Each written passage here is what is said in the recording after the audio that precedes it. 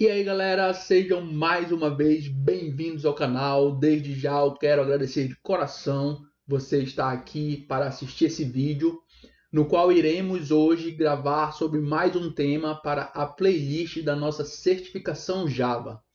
Hoje nós iremos falar sobre promoção de numéricos, tá? Isso é muito importante porque durante as nossas operações matemáticas em Java, os tipos eles sofrem algumas alterações e isso muito provavelmente vai cair na prova e vai trazer algumas pegadinhas se você não entender como funcionam as promoções numéricas, tá certo? Então, tem algumas regras, hoje eu fiz colinha porque eu não vou tirar as regras da cabeça, mas eu vou mostrar para vocês, obviamente, com exemplos práticos, como que funciona as promoções numéricas. Então vamos lá.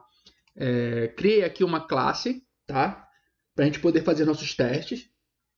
E agora nós vamos começar a trabalhar com as promoções numéricas. Antes de tudo, eu vou começar a trabalhar com inteiros, tá? E depois eu vou explicar para vocês algumas regrinhas, entre as regras as que tem valores menores e valores do tipo, como é que chama? Decimais, tá? Então vamos lá. A primeira regra, ela diz assim: se duas variáveis têm tipos diferentes de dados, o Java sempre promove, quando ele vai fazer uma operação, o menor para o maior, tá? Então, basicamente, o que ele está querendo dizer aqui? Ó? Percebam, nós temos um int, revisando a nossa aula lá atrás sobre o tamanho das variáveis, sobre os primitivos. O int ele é 32 bits, tá? E temos um long que é 64 bits, ou seja, isso aí interfere, levando em consideração o sinal e tudo mais, a potência que é elevada o número, né? Ou seja, 2 elevado a, como int tem 32, a gente eleva 2 a 31 porque o primeiro bit é sinal. E a mesma coisa o long. Então, quando o Java vai fazer essas operações, a JVM ela precisa minimamente garantir que em tempo de execução ela não vai ter nenhum problema de overflow desses números, tá? Ou seja, que esses números eles não vão arrebentar com a memória interna. Então, o que ela faz? O que essa primeira regra diz? Ó, se dois valores têm tipos de dados diferentes, Java sempre promove o menor para o maior. No caso do int, que tem 32 bits, e do long 64, quem que é o maior? Obviamente é o long. Então, olha só, se a gente fizer um int z, x, né? Vamos chamar de x, fica fácil da gente ficar repetindo. Recebe o meu inteiro mais o long. Olha o que acontece aqui. De cara, o Visual Studio Code, ele nos dá uma visão, tá? Antes de compilar, do que o compilador vai dar para a gente quando a gente passar a compilação por esse código. Ou seja, basicamente o que acontece aqui, quando a JVM tenta transformar essa linha em um código, em bytecode, se tiver algum erro de compilação, a IDE ela nos facilita nisso, tá? Ela já mostra para a gente aqui. Olha o que ele diz nesse erro, ó. Ele diz o seguinte: ele não pode converter de long para int, ou seja, aqui nós temos o inteiro. E aí nós estamos trabalhando com dois tipos de dados diferentes. Um que é menor de 32 bits, que é o nosso inteiro i, e o nosso maior, que é o nosso long L. Então, quando a gente faz uma operação matemática, o que o Java faz? Ele promove esse inteiro para um long e depois ele tenta fazer a soma. Como a gente está tentando pegar toda a operação e jogar ela dentro de um inteiro, mesmo sabendo que ela é um long, o Java ele não permite. Então, se a gente vier aqui e mudar o nosso x para long, tudo passa a funcionar normalmente. Então, essa regra ela é muito válida, tá? Ou seja, a JVM, para evitar overflow em tempo de execução, ela tenta ao máximo transformar teus números de forma que, quando você fizer operações matemáticas, ela dá o máximo de certeza de que vai tudo caber ali dentro. tá? Então essa é a nossa primeira regra. A regra 2, agora sim nós vamos desenvolver os tipos menores. Lembre que nós trabalhamos lá atrás com byte, né, e short para tipos menores de inteiros.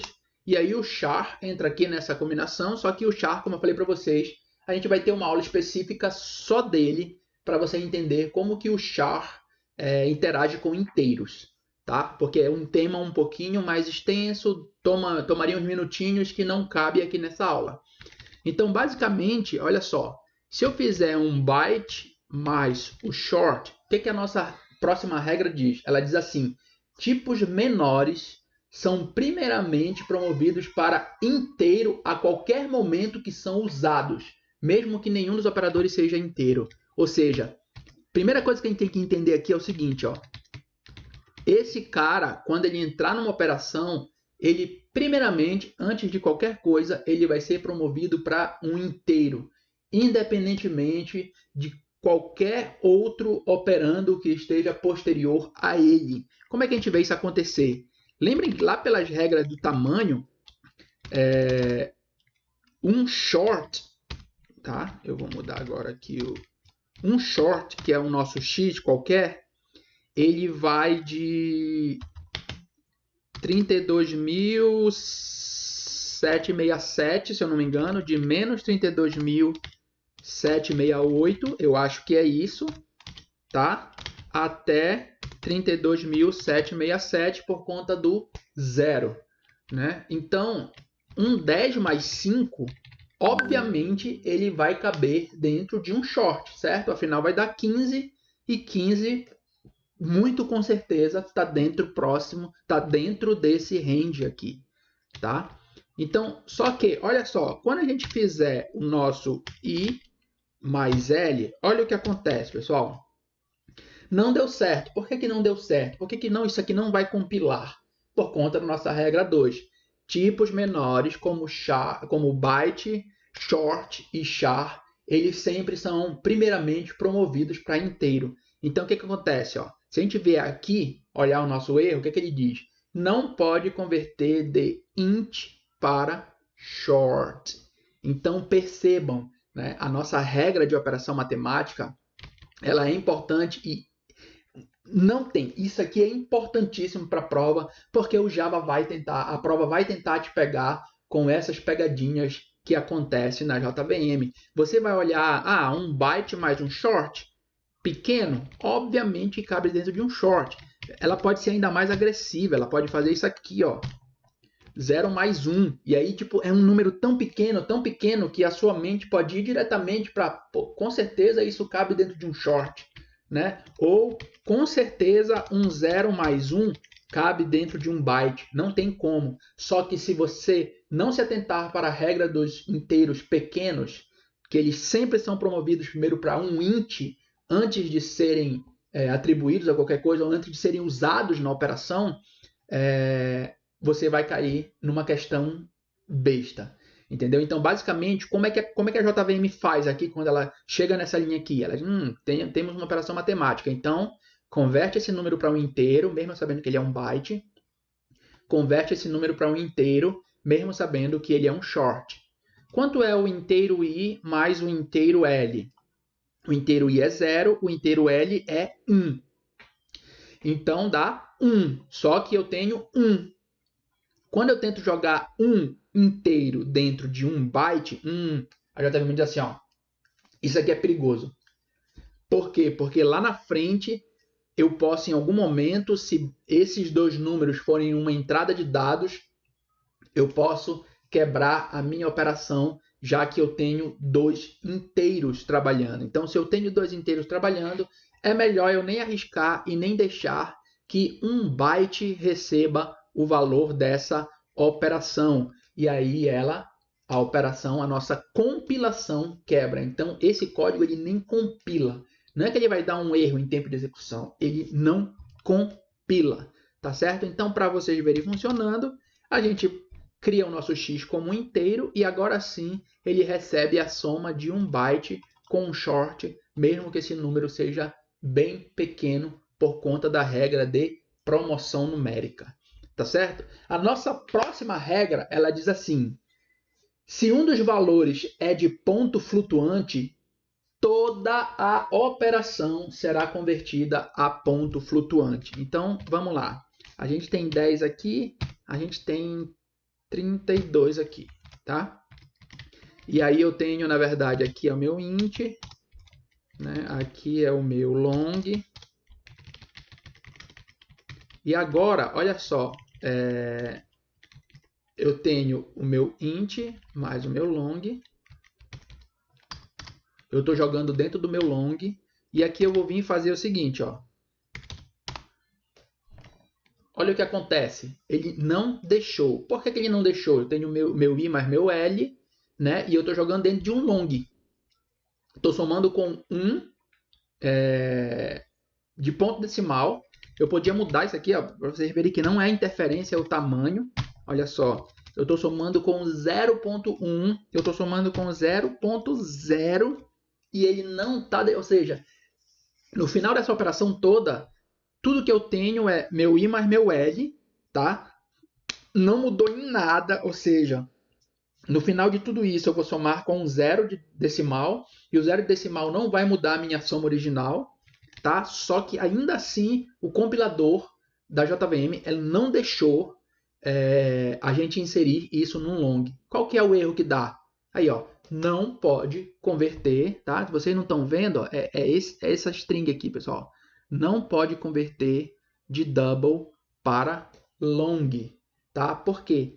Porque isso aqui, toda a operação foi promovida para um double, tá certo? E se eu colocar o fzinho aqui de float? Mesmo erro, porque não pode fazer o convert de float para long, ou seja, o Java primeiro promoveu os números da nossa operação para só depois ele poder fazer a atribuição à variável que está do lado de lá. Se a gente vier aqui e mudar o nosso y para float, tudo dá certo e o Java permite que a gente faça essa operação, tá certo? Então essa regra ela é simples e até fácil de entender. Se você vê um número de ponto flutuante na operação, toda a operação se transformou em ponto flutuante, tá? Então se eu vier aqui, ó, vou criar um float f recebendo 0.0f, né? Afinal, pode ser porque a gente está passando diretamente, né? Certo? Então vamos só chamar o f aqui agora, tá? O nosso float f deu certo. Por que deu certo? Ah, porque nós não estamos trabalhando com números de... Ah, não, porque é float, desculpa. Não, desculpa. Ia dar certo, obviamente. Se a gente tentar agora, se o tipo for um long, tá certo. Entenderam? Ó, eu já tinha sido enganado, eu pensei que era só quando nós trabalhássemos com números literais. Mas não, ó. Nós estamos passando tudo isso para dentro de um float. Se tudo está passando para dentro de um float e nós temos um float, então ele recebe esse valor do float normalmente.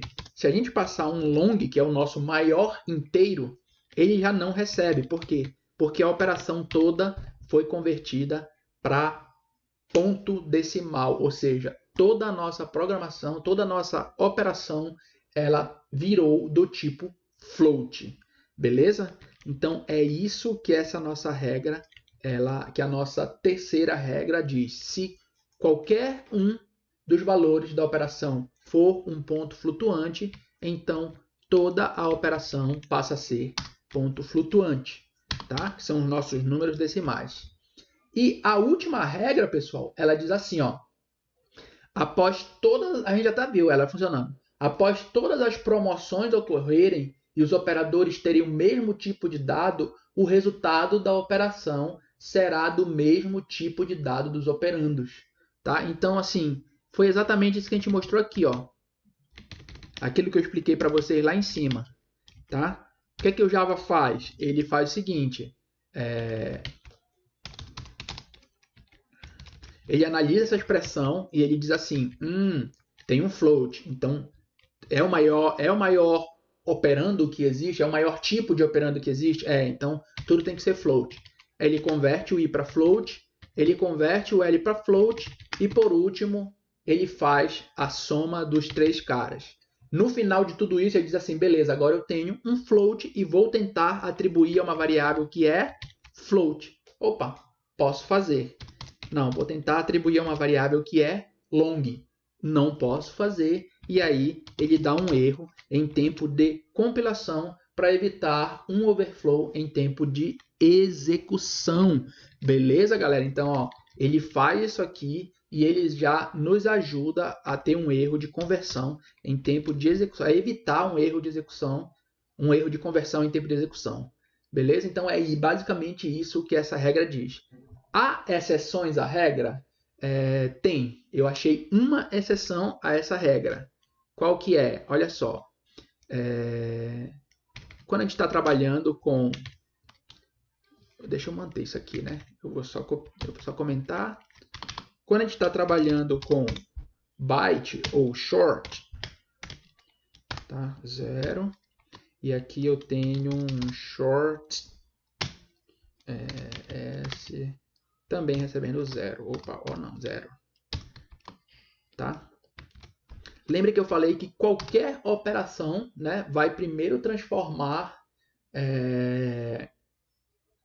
esse número inteiro, tá? Para depois poder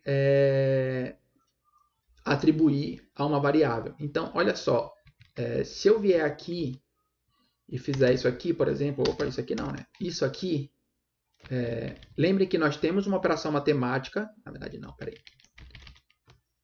0, eu vou passar aqui embaixo o B, tá? O meu short recebe receber só um byte. Se eu fizer B mais 1, já quebra, tá? Por que quebra? De novo, lembrem que todo literal inteiro em Java é um inteiro. Como o inteiro ele é o maior número dessa operação, o que acontece com o meu B? O meu B ele é convertido para inteiro, certo? Então, ó, qual que o erro nos diz? Não pode fazer um convert de int para short. Por quê? Porque como esse inteiro literal está aqui, a operação inteira ela se transformou em inteiro. E aí, poxa, Adriano, mas eu queria ter esse byte aqui. Ó. Perceba que só o byte por short o Java consegue converter. Então, eu posso vir aqui e fazer assim. Ó. Essa é a única exceção. Se nós usarmos o operador unário de adição, de subtração, multiplicação, divisão, ele permite, tá? Na verdade, esse unário ele é só adição e soma. Adição e subtração, adição e soma. Adição e subtração. Então, ele permite com que, pelo operador unário, ó, o meu byte ele vai continuar sendo um byte, tá? Ou seja, se eu vier aqui e somar com mais 1, eu perdi a operação de novo. Por quê? Porque ele era um byte, tá? E ele está sendo somado com um inteiro, então ele está elevando tudo para inteiro. Então, o meu unário isolado, ele não converte a minha operação, ele não converte a minha variável em um inteiro. Ela mantém o tipo original da variável, que no nosso caso aqui é um byte. Tá certo, pessoal? Então, são essas regras. Percebam com muito cuidado, eu quero que vocês se atentem muito para essas regras, porque isso vai cair bastante na prova, mas bastante mesmo. Toda vez que tiver uma operação, toda vez que aparecer um long misturado com um tipo inteiro, misturado com um tipo decimal, toda vez que aparecer um short, toda vez que aparecer um byte, toda vez que aparecer um char, o nosso cuidado na prova ele tem que ser redobrado, porque a prova ela pode estar tentando, eu não sei nem porque eu comentei isso aqui, a prova ela pode estar tentando nos pegar nas pegadinhas, né, minuciosas desse tipo de promoção numérica. Mas, como você já estudou, como você vai continuar estudando depois que esse vídeo terminar, mete ferro aí nos estudos, pratica bastante, faz brincadeira com outros tipos e vê como que a JVM vai se comportar, se o código compila, se não compila, o que é que imprime. Beleza, galera? Então é isso.